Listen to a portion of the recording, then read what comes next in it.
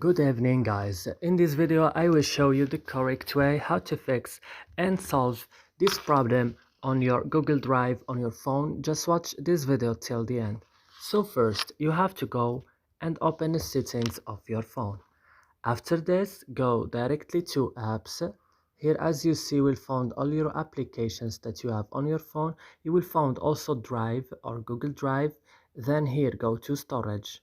On storage, click on clear cache, also clear data. Click OK and then go back and click on force stop. I use it before, that's why I can't click on it. And then you have to go to Play Store and update your Google Drive. And that's it. I hope this video is helpful for you. Don't forget to like, also subscribing in our channel, and see you in another video.